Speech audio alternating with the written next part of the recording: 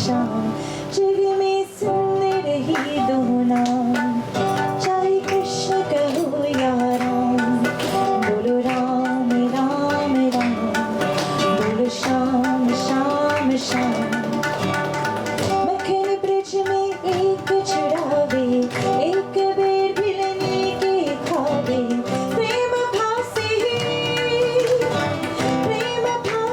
भरे लोकी काम चाहे कृष्ण कहो या राम जग में सुंदर ही दो नाम चाहे कृष्ण कहो या राम बोलो राम राम राम बोलो श्याम श्याम श्याम एक कंस पापी कहो मारी एक दुष्ट रावण संभाली दोनों दिन की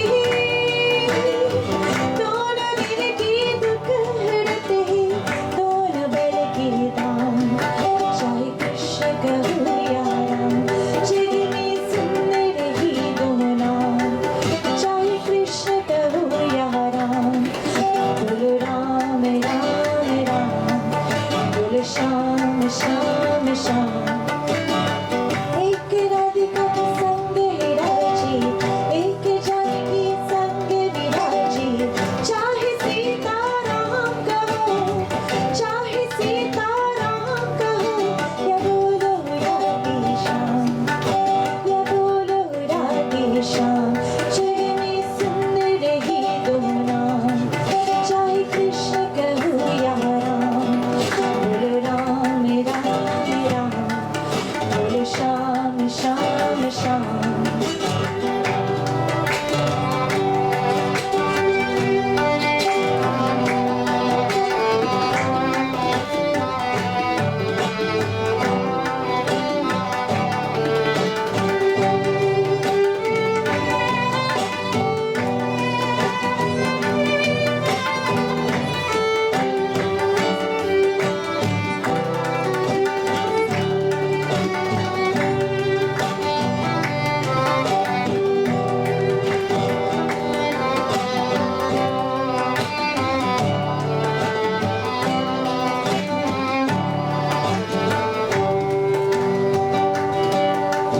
एक हृदय में प्रेम बढ़ावे एक पाप संताप मिटावे दोनों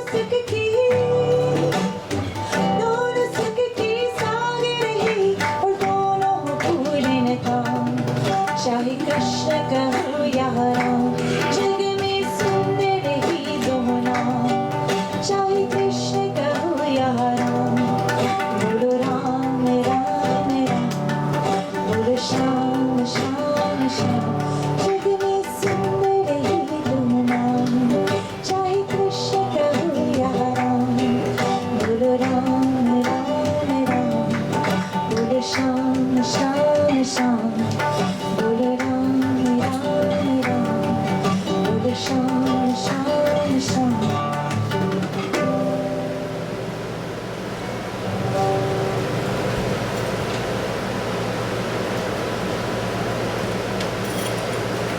So I know there are a lot of people who do know my wonderful Swamiji and Sadhviji, but there are a few new faces.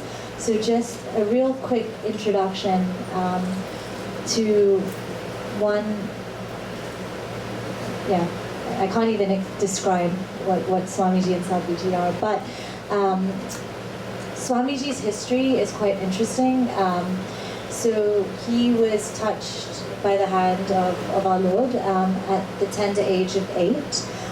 Pujya Swamiji left his home to live a life devoted to God and humanity, spending his youth in silence, meditation, and austerities high in the Himalayas. And at the age of 17, after 9 years of unbroken, intense sadhana, he returned from the forest under the orders of his guru and obtained an academic education to parallel his spiritual one. Pujya Swamiji has a master's degree in Sanskrit and philosophy, and he's fluent in many languages. And I think the language that he speaks the most is one of love and devotion. That's the language I always hear. Pujya Swamiji is president and the spiritual head of Paramatma-Niketan Ashram Rishikesh, which everybody should most definitely visit. It's paradise on earth. And he has received so many, numerous awards, like World Peace Ambassador Award, the Mahatma Gandhi Humanitarian Award, Prominent Personality Award, Best Citizens of India Award. I can go on and on. Okay, I should probably stop. And Sadhvi is actually from America, well, originally, and she came from an American family, originally in Hollywood, California, and graduated from Stanford University. And after completing her PhD, she left America in 1996 to live permanently at the ashram in Rishikesh. And she's been living there ever since. And she was officially initiated into the order of sannyasi in 2000 by Guruji Swamiji over here. And so they will lead the rest, but it's an absolute blessing and honor to be in their presence, and we'll soon find out why. Shish Krishna.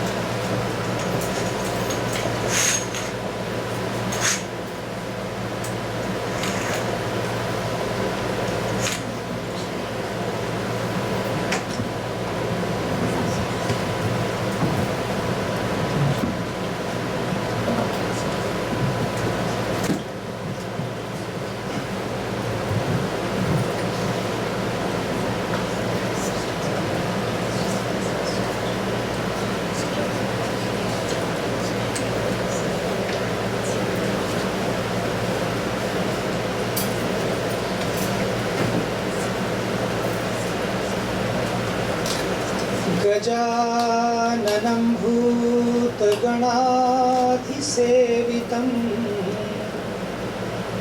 कपित्थजम्बूफलचारुभक्षणम् उमासुतं शोकविनाशकारकम्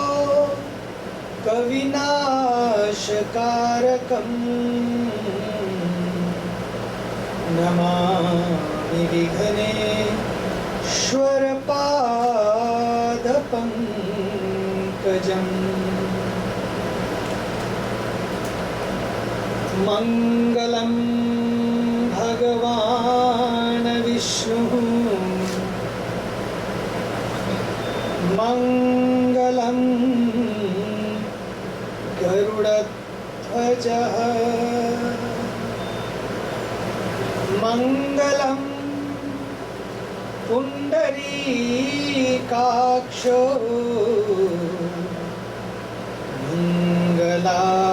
मङ्गलायतनो हरिः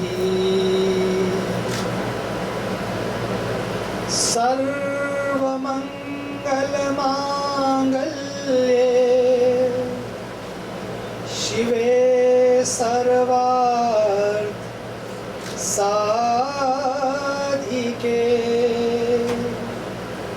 शरण्ये त्र्यंबके गौरी नारायणी नमोस्तुते नारायणी नमोस्तुते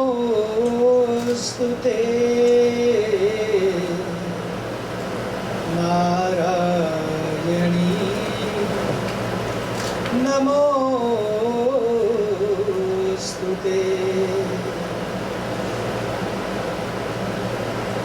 ब्रह्मा मुरारिस् त्रिपुरान्तकारी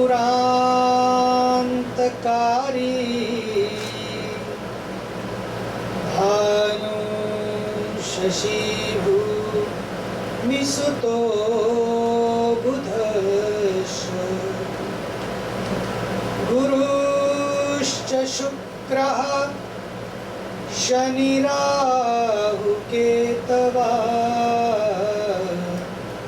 सर्वे ग्रहा शान्तिकरा भवन्तु सर्वे ग्रहा शान्तिकरा भवन्तु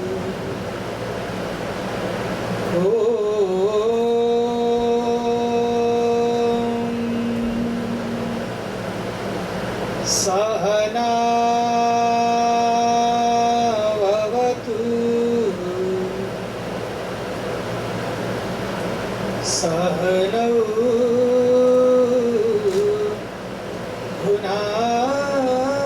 भुनाक्तु सह वीर्यं करवावहै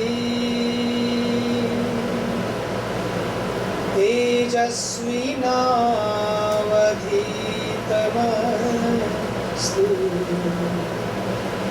मा विद्विषावहै ॐ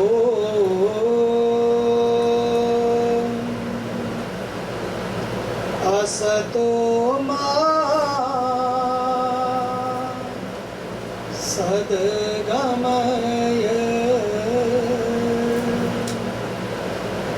तमसो मा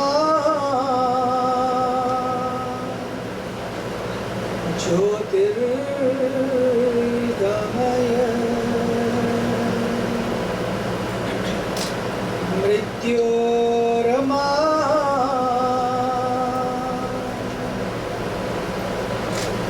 अमृतं गमय ॐ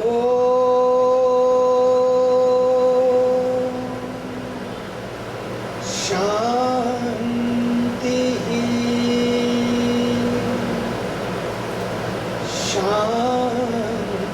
शान्तिः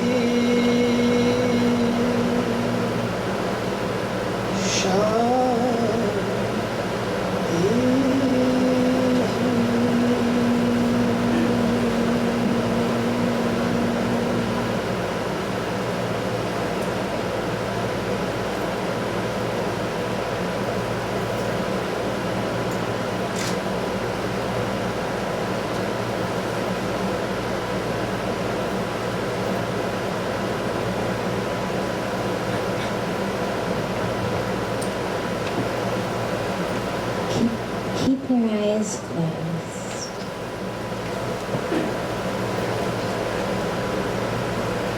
And just allow yourself to have a moment of going within.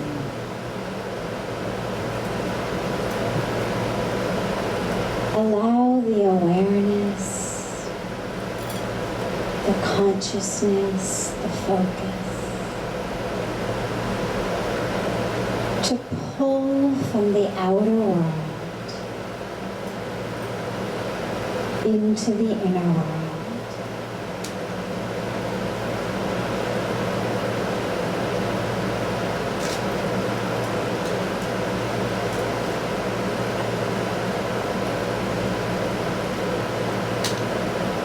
Allow yourself to really arrive here, not just your body, but your awareness, your consciousness. Allow all aspects of the being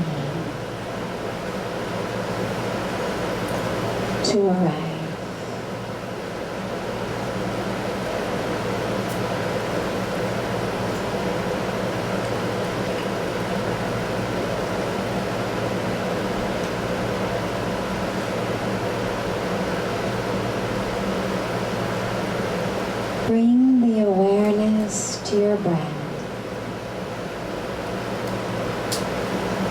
Don't change it. Don't manipulate it. Just allow the awareness to merge with your breath as it flows in and flows out.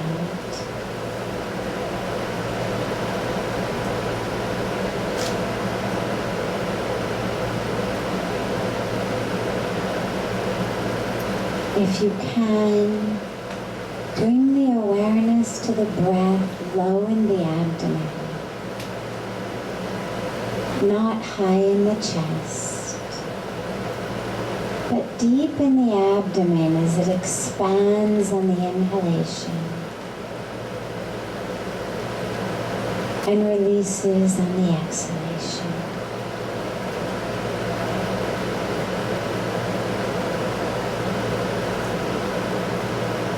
Allow the awareness to just merge with the breath.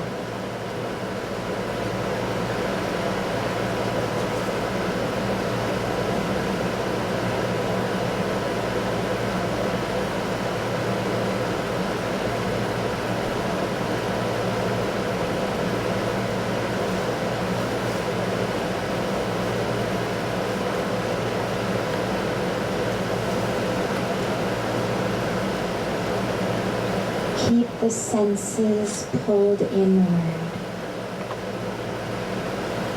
so they're not drawn by sounds or smells or sensations in the outer world. And they stay focused and withdrawn into the inner world.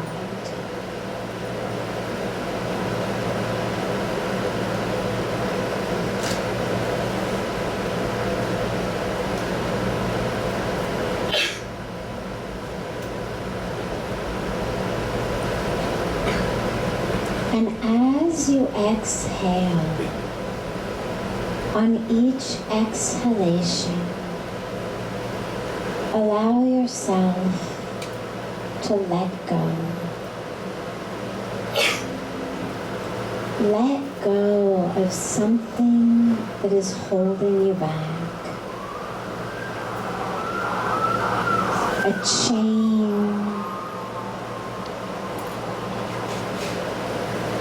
an obstacle,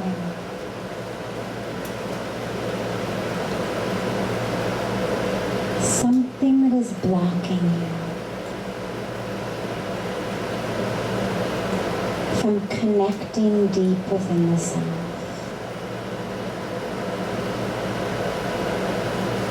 Our anger, our grudges,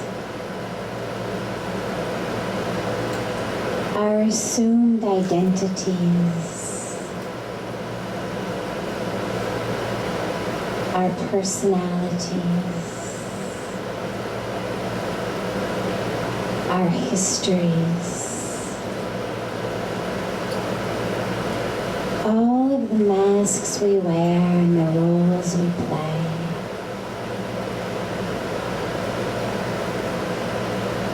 Just breathe them out as you exhale.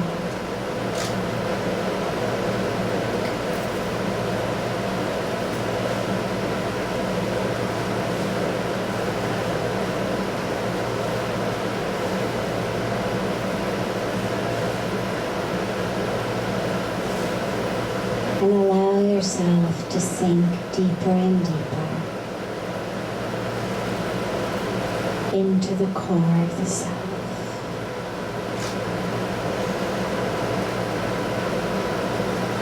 Into the truth of the self.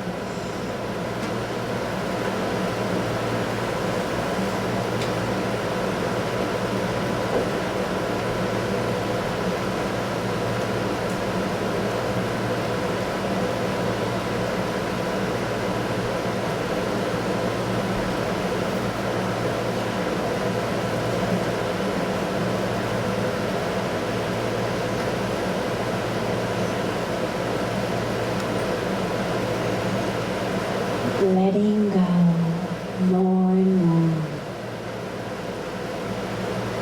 becoming freer and freer on each exhalation as we sink deeper and deeper into the core of the self. Place with no masks, no roles, no histories, no identities. Just the source of love, of light, and of peace.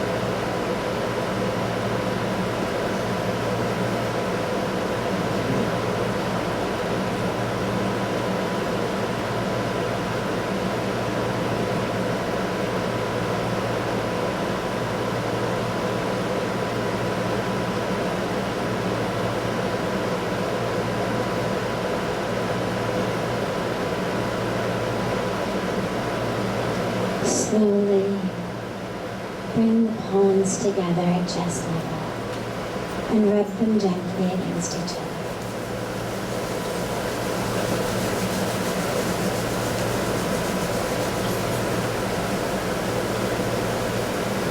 Place the cupped palms of your hands over your closed eyes.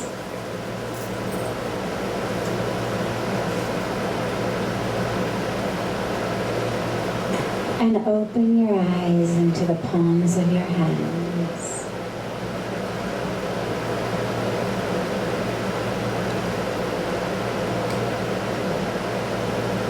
And gently lower your hands.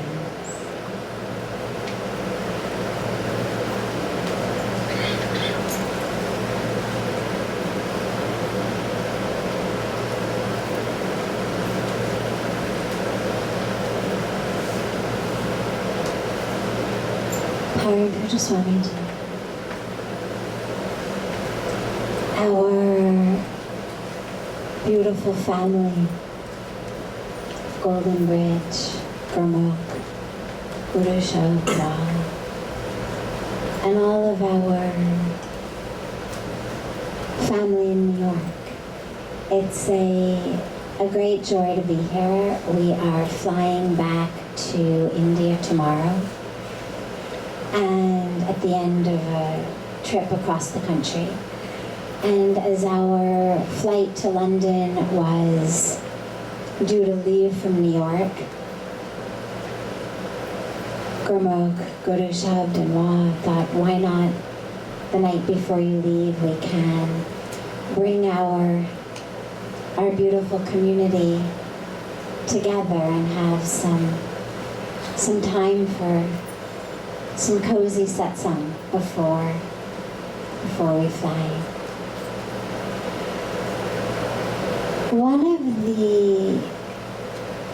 the things that's been most up that I've seen as we've traveled around the country that I thought we could talk about tonight, and what we'll do just on a logistic level is I'll speak for a while, Pujya Swamiji will give blessings for a while, and then we'll also open it up for any questions that anyone may have.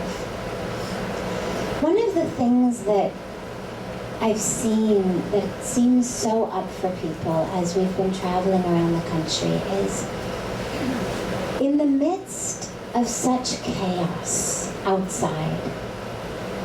In the midst of all of that which is happening, whether it's happening in the Middle East, whether it's happening in our political system, whether it's happening in our neighborhood, whether it's happening in my family or my workplace, but in the midst of a time that just seems to be bubbling with chaos, how do we stay calm? How do we stay centered? How do we stay grounded? How do we stay loving and present and open? And how do we bring love to the current situation? So it's really been a two-part question that I keep seeing is, A, how do I handle this? My own sense of peace, my own spirituality, my own yoga. And B, what can we do?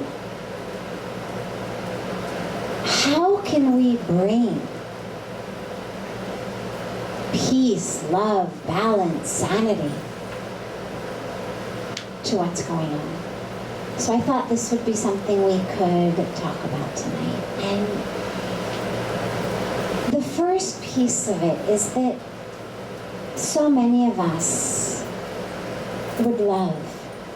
We're good people at heart. We'd really like to do something in the world, to make the world a better place, to bring peace to the discord, to bring happiness, joy, to sorrow. And yet the difficulty is that we can't give something that we don't have. Pujya Swamiji always says, one of his most famous quotations is, if you're in peace, you will exude peace, you will manifest peace. If you're in pieces, you will manifest pieces, you will exude pieces. That's all you can give. And this is a point that's really important to begin with, because very few of us in our own personal lives are living in a state of deep peace, of deep joy, of deep gratitude. And yet, that's what we want to bring to the world. And we really can't do that, regardless of how good and pure our intentions are, until we have it. If I'm a heater, let's say, it's what I am. I'm a excellent, wonderful, top-class heater. Well, I'll be very helpful to you in December and January and February when it's snowing. You'll turn me on, I'll be able to bring some heat to the room. But in days like this, I'm going to be useless to you. Regardless of how much I'm able to see that what is required is cool air. If all I'm able to generate is heat, that's all I can do. Should heat be required? I'm your woman. But should coolness be required? I don't have it. You'd have to get it from an air conditioner. And as simple and even simplistic as this sounds, we overlook it in our lives. We want the world to be peaceful. We want people to be happy. But if we in our own individual lives, with just what we have to deal with, which thankfully by God's grace for most of us is stuff that's no more severe than the regular ups and downs of life. A stock market that goes up and down, some traffic, flat tires, family issues, whatever we deal with, the vast majority of us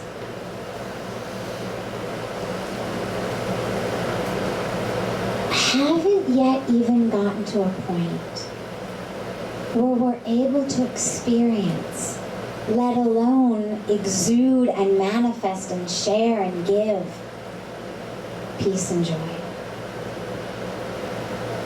And so I thought, well, let's talk about that for a moment. How can we get ourselves to that place so that we really can, A, be inoculated on some level from what's going on in the world? Because if I'm self-generating balance, and I'm self-generating peace, and I'm self-generating joy and love,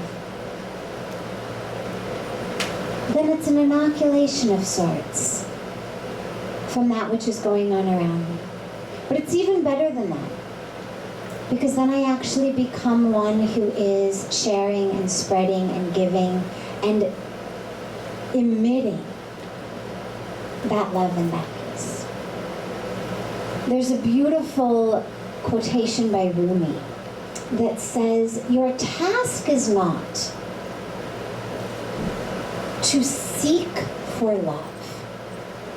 Your task is not to seek for love, but rather to seek, find, and remove the barriers within you to it. So your task is not to seek for love, or joy, or peace, but rather to seek, find, and remove the barriers within yourself that you have built to it.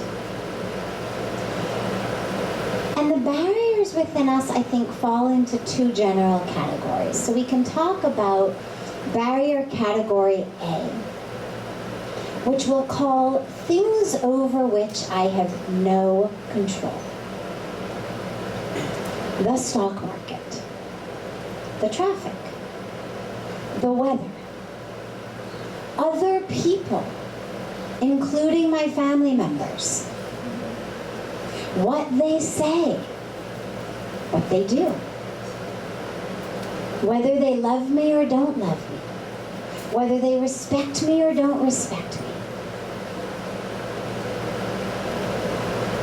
whether the project that I submit gets accepted and implemented or thrown in the trash, whether I get credit for the project I submitted that got implemented,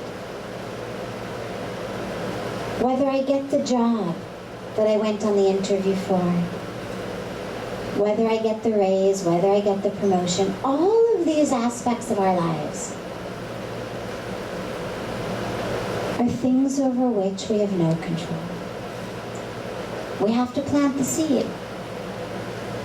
We have to do the work.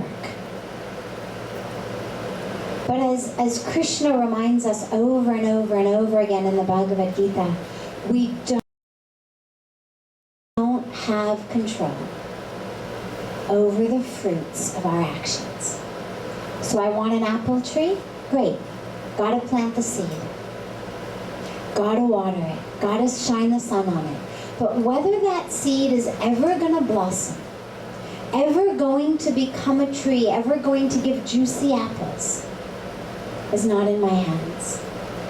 Many years ago, I lived in San Francisco, and I had outside my kitchen window a little herb garden, and just in little potted plants outside the window. And I had done it in other places prior to that, and I grew basil and mint and a couple of other things. And in this apartment in San Francisco, no matter what I did, they wouldn't sprout. None of them. So planted the first time, nothing. Okay, maybe the seeds were bad, go out, buy them from another nursery. plant them, nothing. Talked to my neighbor. Her basil was coming great, her mint was coming great. It was getting the right amount of sun, the right amount of shade, the right amount of rain. I went through about 3 cycles. And I finally got to the point of feeling like, look at this, I can't even grow a pot of mint. I mean, we take on these huge projects. I was in the midst of a PhD program and I can't even get mint to sprout. I can't get basil to sprout. Over and over. And finally one day, I happened to come home from school early. Something happened, I don't remember what it was, but I was home much earlier than usual. And as I stood in the kitchen getting something to drink, I looked out the window and I noticed that the cat whom we had adopted, a friend of mine was leaving town and had asked us to adopt his cat, which we had done. And the cat was in the pots doing this with the dirt, tossing all of the dirt up and over the sides of the pots. So I share the story because we really can do everything right. So many of us feel worthless, stupid, not good enough. When projects, plans, ideas we have don't work. And it's so easy to turn that about ourselves, to lose our sense of happiness, to lose our sense of joy, to lose our sense of peace, to take that into a sense of, this is who I am. I'm not good enough. I'm not smart enough. I'm not worthy enough. I'm not creative enough. I mean, I had literally gotten to the point of, oh my God, look at you, you can't even grow a pot of mint. And then you realize we have no control over things as simple as the cat tossing in the dirt, throwing your seeds over the side. And so the first and most important aspect is to remember that to hook our sense of who we are into something that is not in our hands is a recipe for disaster. People speak to us with love, they appreciate us, they speak to us with respect, we get raises, we get promotions, we do well, we feel great. They don't speak to us with love and respect. We don't get the raises, we don't get the promotions, things don't go our way. We lose it. It's all about us, who we are. So that's the first piece, is not to allow our sense of who we are, our sense of peace, our sense of joy, to be hooked into something outside of the self. So then, of course, the question becomes, well, okay, so where to hook it? And the only other place is inside. And the way to think about it is, if you look at the ocean, there's 2 pieces to the ocean. One is the waves, which are controlled by things outside of the ocean.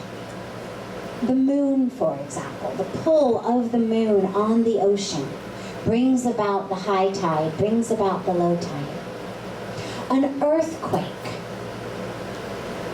is going to create a tsunami.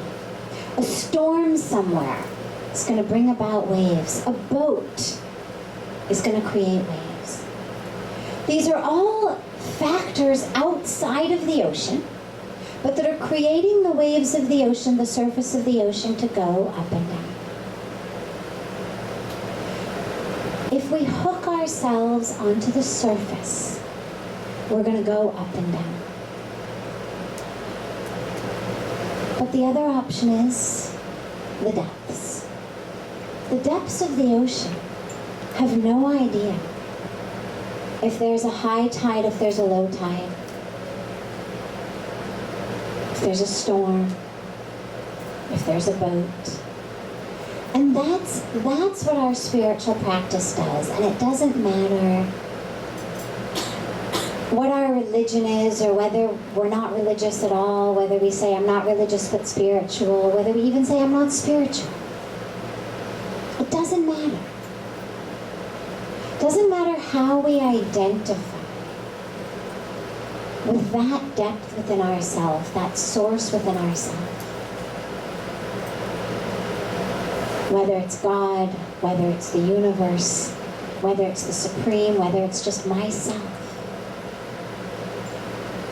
But that's the depth. And we have to keep going back to that, anchoring ourselves back in the depth. The last piece about this, the last way to really stay anchored deeply, is to love. Love is an incredible, incredible energy, an incredible tool we have. And amazingly, it doesn't actually matter what you love or who you love. It doesn't have to be romantic love. It doesn't even have to be love for another person. It can be love for the tree in your backyard. It can be love for a sunset. It can be love for the baby in the carriage who was behind you as you checked out in line at the grocery store, that you just connected with for 30, 45, 60 seconds. And the reason it doesn't matter who or what you love is when you really, really love, what you're connecting to is essence. What you're connecting to is spirit. If what you're loving is form, we call that lust. No judgment, not a good or a bad situation, not necessarily sexual lust. But if what I'm attached to, what I'm loving, what I'm connecting to is form, then you're an object. And then what's happening is the object of me is connecting to the object of you. Whether it's, I love the way you make me feel physically. I love the way you fill my holes. I'm full of all of these holes. Literally, metaphorically. You fill my holes. This is form to form. The problem with that is that what happens is we're only connected to ourselves then as form. Then I'm identifying as this physical, small, flawed, finite being that I think is full of holes.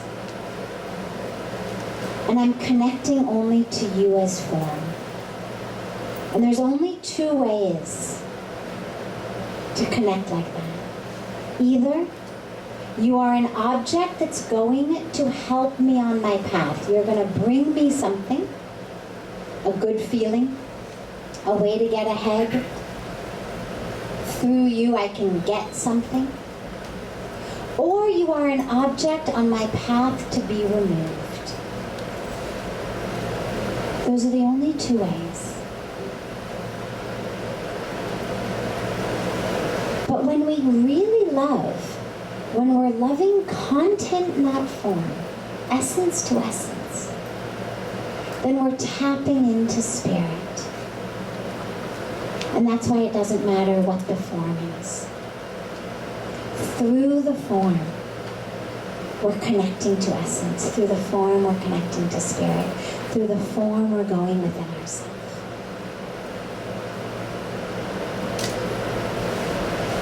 And the last piece, so those are things over which I have no control. The other last piece is things within me that bring me peace, that bring me joy, that bring me love, that bring me connection,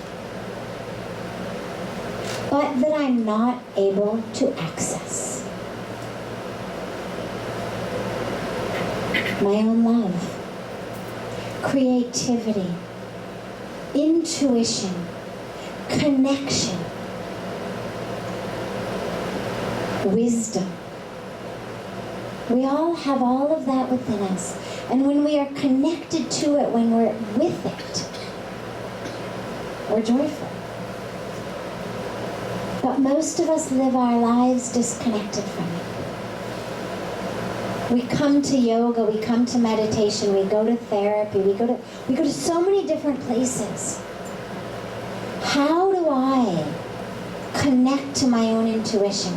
How do I find my own inner wisdom? My own deep self. And the dilemma then is, well, if it's in me, why am I so lost from it? And this is the piece that simply requires us to move the barriers out of the way. We already have it. We have what we need. But we've created all these barriers to it.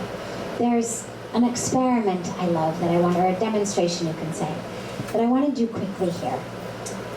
Can those of you, can you just raise your hand? Great. Can everyone behind her in a line, so you people in this line, all just raise your hands. Just those of you in the line, not you. Yeah, those of you, great. If you are on this side of that line, you're group 1. Okay? Everybody in group 1, raise your hand. Great. If you're on that side of the line, you're group 2. Everybody in group 2, raise your hand. Wonderful. Group 1, your job is to make as much noise, as much ruckus, literally, as you possibly can. Okay? I know we're in satsang, I know we're in a yoga studio, I know we usually don't do this, but bear with me. Group 1, on the count of 3, I want you guys to make as much ruckus as you possibly can. 1, 2, 3, go.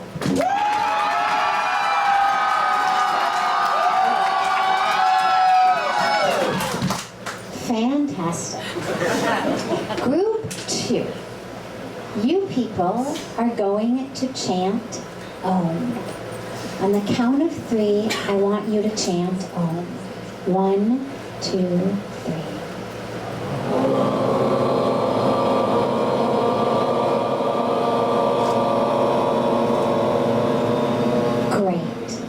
Now what we're going to do is both sides on the count of 3 are going to go together.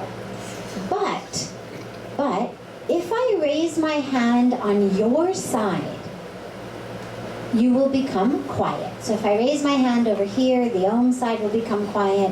If I raise my hand over here, the ruckus side will become quiet. Okay? So everybody together on the count of 3. 1, 2, 3.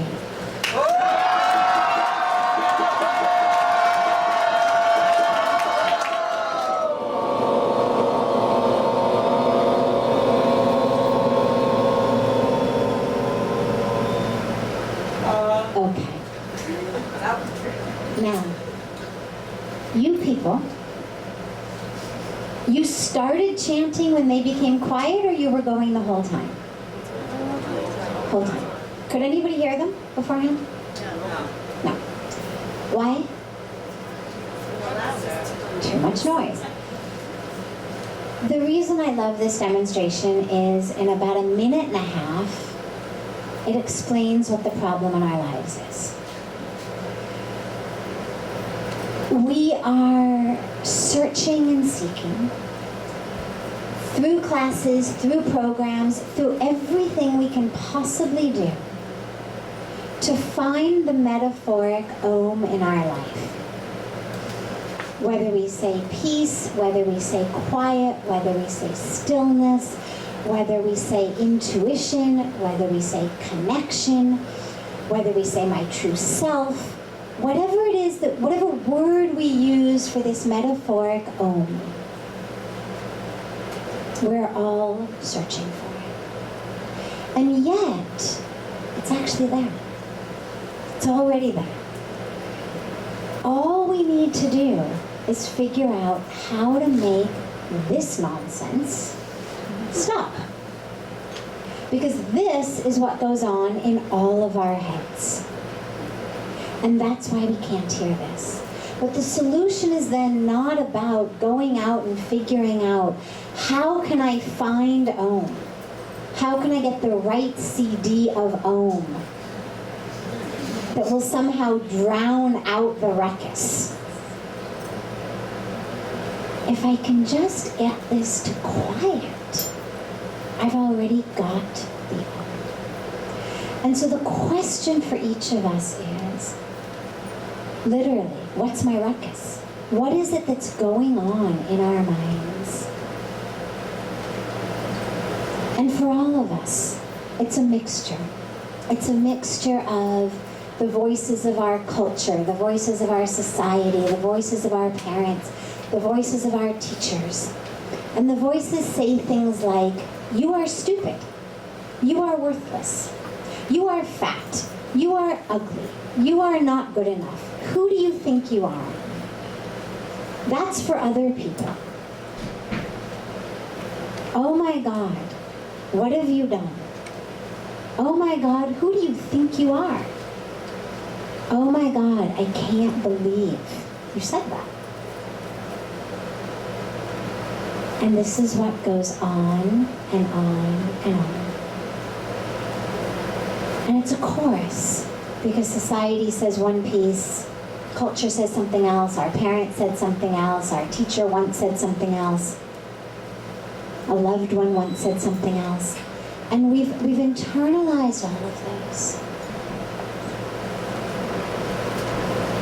And what meditation does, what yoga does, what a spiritual practice does, is teaches us how to quiet this so that we can hear the Om. The other piece that's over here is stress, which has become literally an epidemic. But I would say it's become more than an epidemic, it's become also an addiction. To the point where all of us, you talk to people, how are you? Oh my God, I'm so stressed. I mean, this is just like the rote answer. How are you? Oh my God, I'm so stressed. Most of us don't even know what we're stressed about anymore. And if someone actually said to you, okay, sit down, make a list of the things that you're stressed about, we'd have a hard time doing it. It's become just our default way of living. Yesterday, Pujya Swamiji and I went to a close friend who works with the United Nations, who we're doing work with, to her home in New Rochelle. And she took us on a train because she said if we tried to drive from Manhattan to New Rochelle on a Friday evening, we'd get there not in time for dinner, but we'd get there in time for breakfast on Saturday morning. And so she said, instead of driving, please come with me by train. So she took us on the train, and in order to catch the train, we had to go to Grand Central Station. And it was the most incredible experience because you've got tens of thousands of people, and no one looks at each other. We stood there, just literally as she was, getting the tickets and finding the platform and whatnot. And I was just watching. First of all, everybody's alone. Everybody's looking down. Nobody's looking at anyone else. There's zero. Everybody's rushing. If you stopped anyone and said, hello, where are you going? What's wrong? Oh my God, I'm stressed. And you could see it on their faces. And this is what's become the epidemic. And we've become so numb to it that we don't even know it's going on. And what it's done is it's disconnected us. It's an epidemic of disconnection. It's disconnected us from ourselves and disconnected us from the world around us, which is our only actual way to find peace and to find joy, is in connection. And so the solution is to allow ourselves not to contract. We contract in stress. We contract our vision. We contract our way of thinking. But to expand. Stressors are there. But if you drop a rock in a glass of water, what happens? What happens to the water? If you drop a rock in a bucket of water, the same size rock, the impact is a little less. If you drop that rock in the Hudson River, same size rock, the impact is negligible. So it's not about removing the rocks. It's about expanding our sense of self beyond what I look like, what my age is, how much I make, what my career is, how much traffic I got stuck in, who was nice to me, who was rude to me, what project I've got coming up tomorrow, how much I weigh, the pimple on my nose. Expanding our sense of self from that, from the glass to the river, and ultimately to the ocean. And the very last piece that I wanted to share is, as I stood there last night watching her get the tickets for the train, and of course there were different windows based on where you wanted to go, which tickets you wanted. I was thinking that, this is what our lives are like. Everything we think, every voice in our head, every decision we make is a ticket. But the vast majority of us are walking up to the counters and basically just saying, give me a ticket. I want a ticket on the express train. And we have no idea where we want to go. And regardless of where you go, whether it's a train station, a bus station, an airport, if you say to someone, give me a ticket, the first thing they're going to say is, to where? To where? What's your destination? And as we move through the world, we have to understand what I'm thinking, every thought I have, is a ticket. To joy, to peace, to love, to expansion, to health, physical, mental, emotional, spiritual, or it's a ticket to misery. But what most of us live in is the illusion that I can somehow buy a ticket to misery but end up in happiness.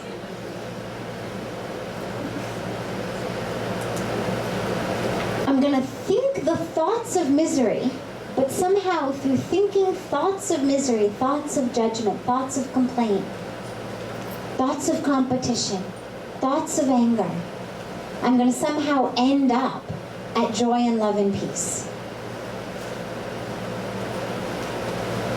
If she had bought us a ticket to the Bronx, we would have ended up there, not in New Rochelle. It doesn't matter that she lives in New Rochelle. Whatever train you get on, it's where you're going to go. Doesn't matter what your intention was, doesn't matter where you wanted to end up. The train we get on, the tickets we get,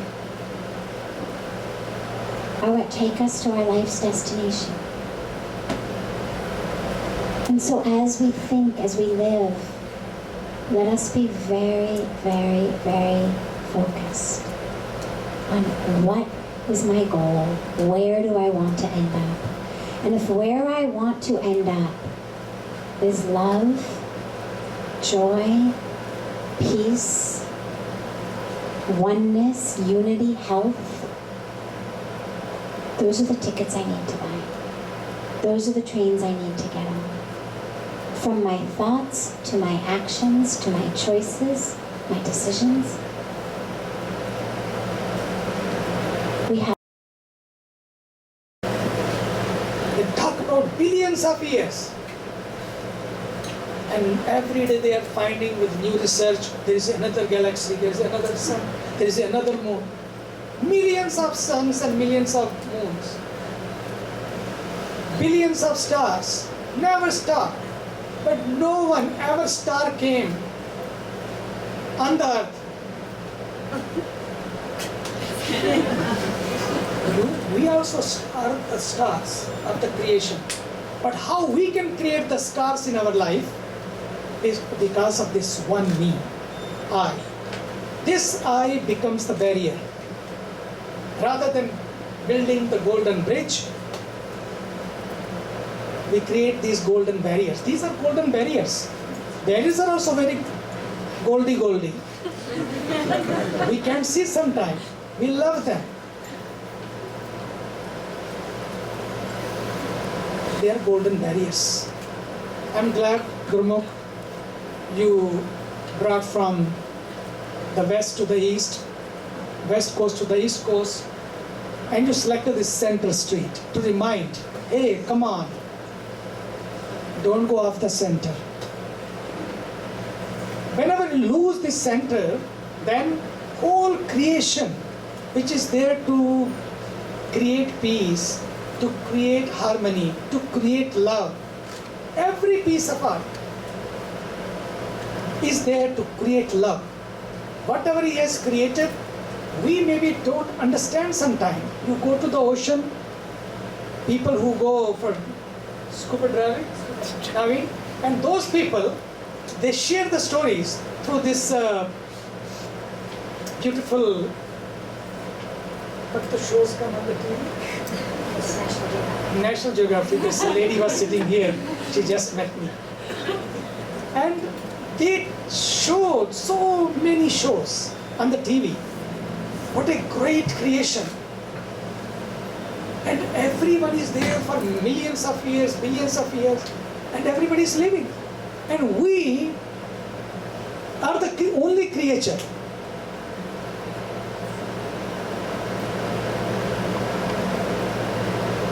I don't know why we can't live like them. I never have seen in the jungle when I was little, because so many years, as she was explaining, I have passed in the jungle.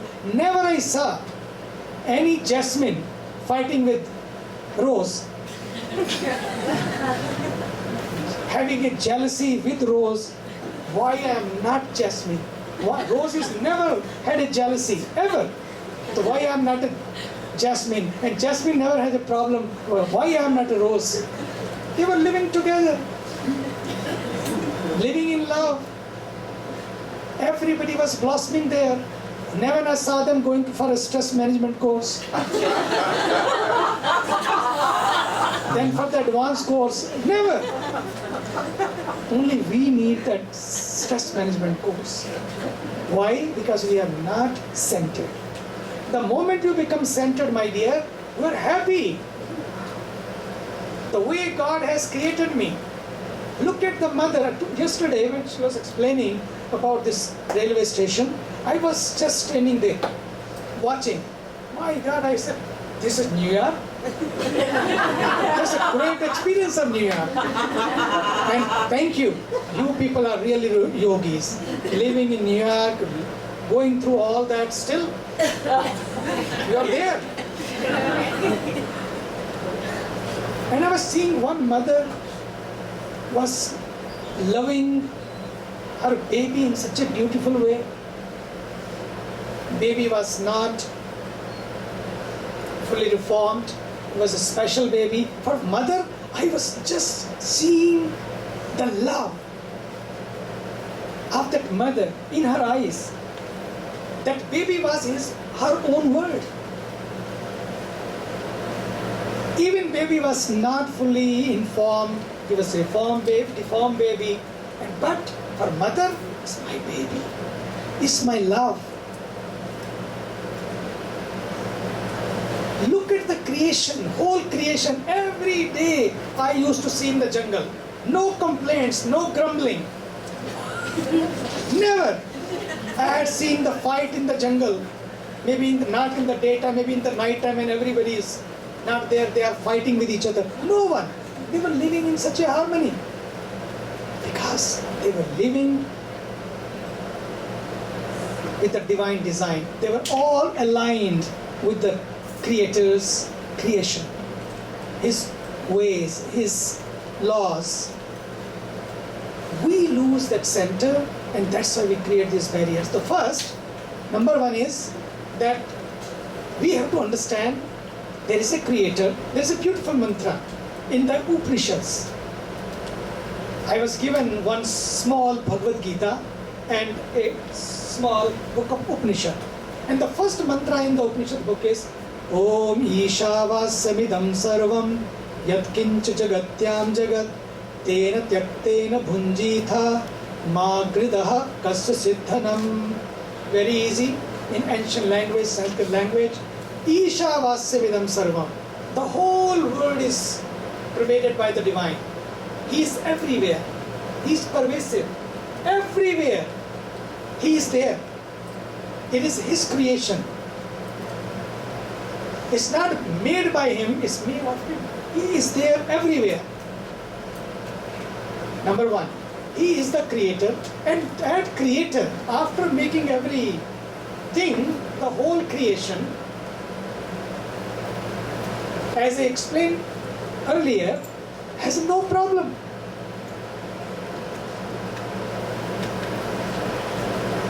This is me. You have to come to the temple.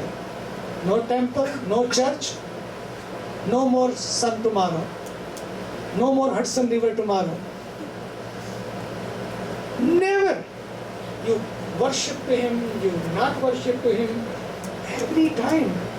No expectation, no discrimination.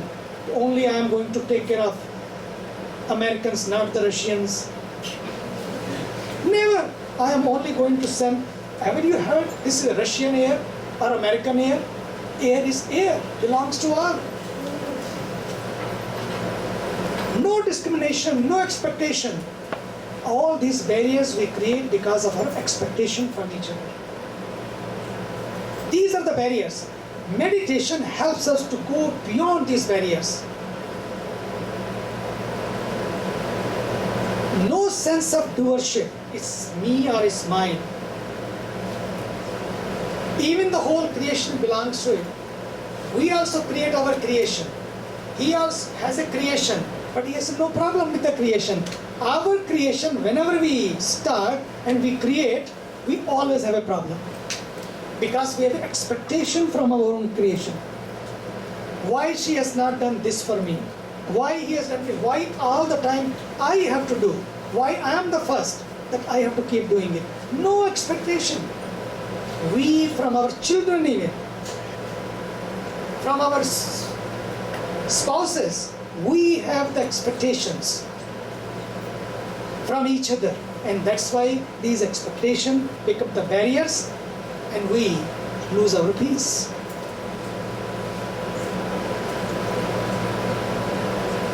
So first, He is the creator.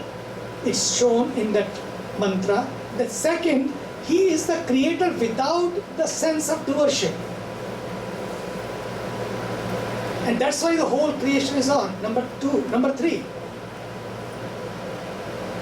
Isha vasya midam sarvam yat kincha jagatyam jagat. It says this is a moving word. This is a transitory word.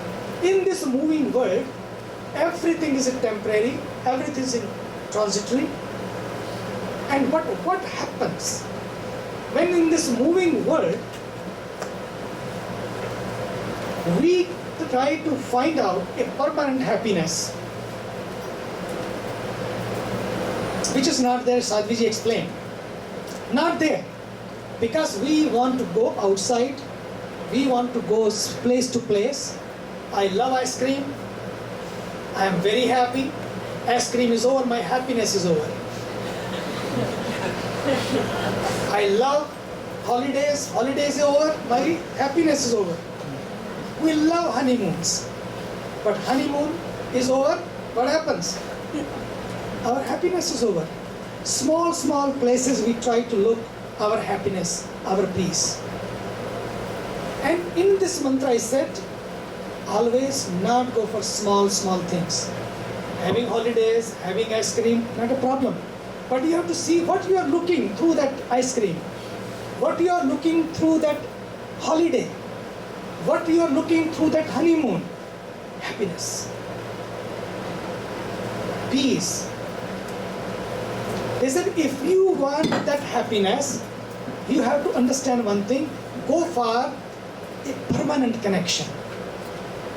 Until and unless you have that permanent connection, you will keep looking for that peace everywhere, all over, but end of the day, you will be empty.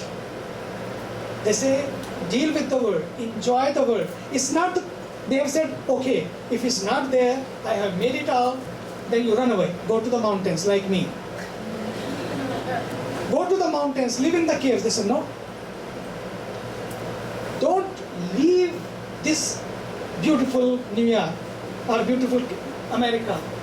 You have to be here, not possible to leave it. And how to do it? They said, then tena tyaktena bhunjitaha ma kridaha kasya suddhanam. Number one, there is another barrier. They said, ma kridaha, do not covet for what belongs to others. Means don't be greedy. There's no end for this greed. Mahatma Gandhi always used to say, there is always enough for everyone's need, but there is never enough even for one person's greed. Because greeds are many, endless greeds. So its mantra says, do not covet. Do not covet for which belongs to others. It means be santushta.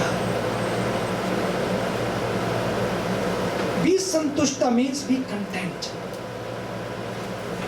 Number one is be centered. Number two is be content. Whatever is given to you.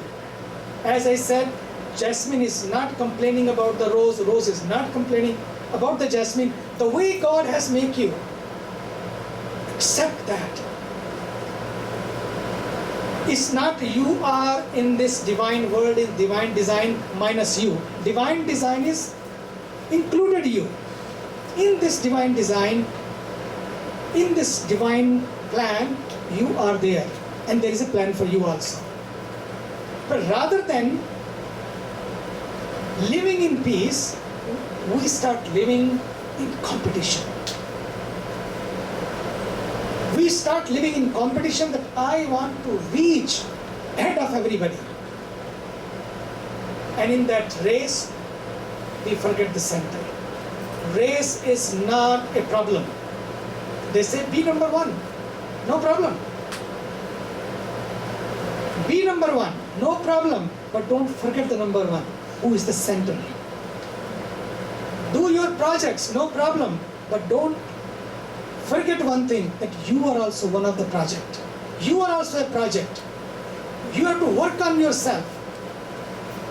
You have to remove these barriers of greed, anger and grudges, because you have to understand, end of the day, you have to build a golden bridge. Golden bridge for you, for your family, and for your entire world. Because we are all interconnected. Whatever we eat, whatever we wear, whatever we do, all these actions impact others, impact the whole creation. That's why we have to live with this conscious living, that we are all one. So rather than having so much greed for myself only, we have to share with others. Then it says, don't run away, but renounce and enjoy. Renounce and rejoice. End of the mantra says, renounce and rejoice. Renounce in such a way that you also share, you also enjoy, you also rejoice and share with others.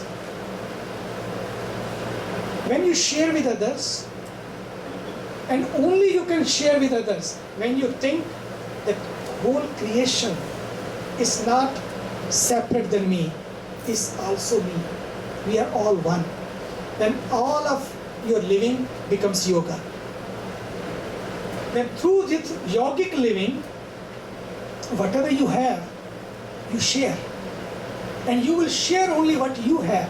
What you don't have, you cannot share.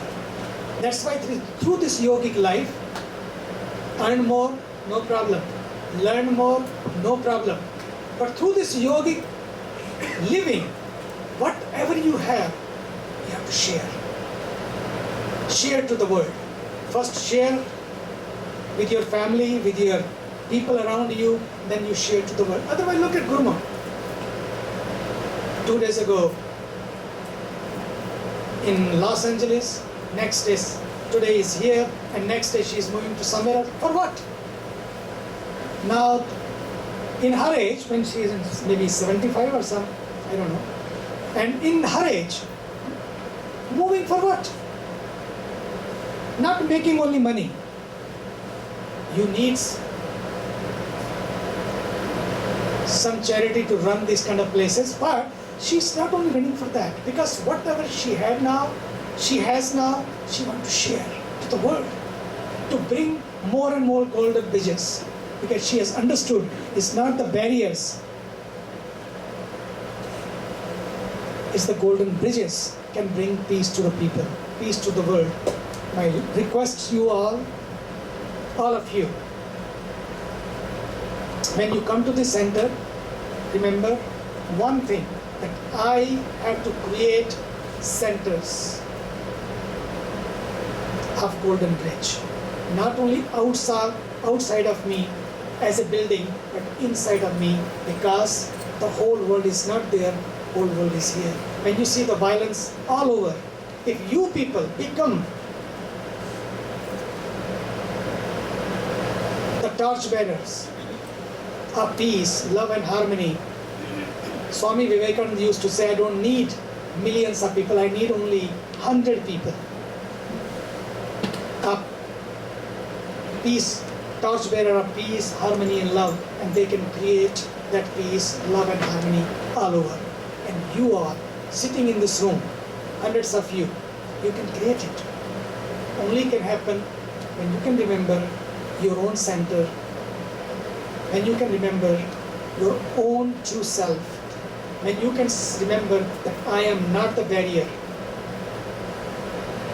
I am the bridge. It's not the outside of me, but I am the bridge. When you remember that, things happen. God bless you.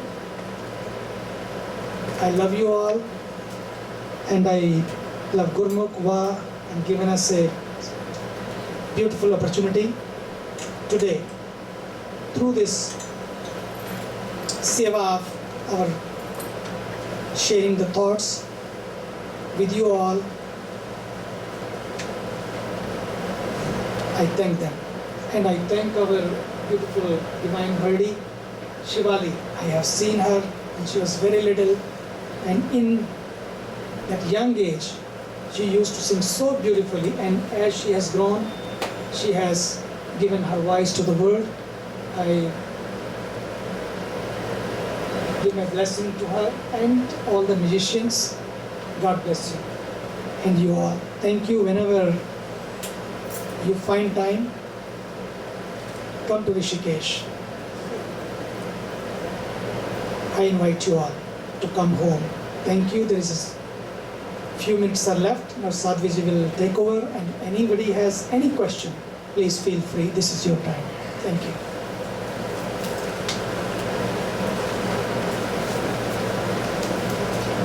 So we have about 7, 8, 10 minutes left if there are any questions. Before that, I just wanted to expand on Pujya Swamiji's invitation to you all to Rishikesh. We have some brochures that are downstairs that you can take that tell you about the ashram and all of the beautiful seva there. Every year in March, the first week of March, we have the International Yoga Festival. Many of you I know have been with us at that. Gurmukh is there, Jules. Is there, Jules? Raise your hand from the back. Jules is there, and we have so many beautiful, beautiful, beautiful teachers from all over the world who come and offer themselves. So it's a fantastically wonderful, auspicious week to join us. If for any reason the first week of March is not convenient, the other 51 weeks are also beautiful and wonderful and auspicious. Come anytime. And with that, I will open it up if there are any questions that anyone has.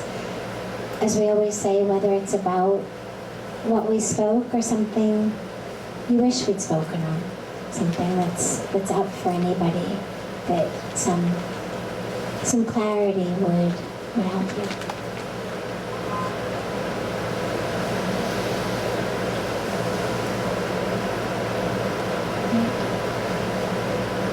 If not, I will ask Pujya Swamiji to just lead us in a closing prayer and mantra.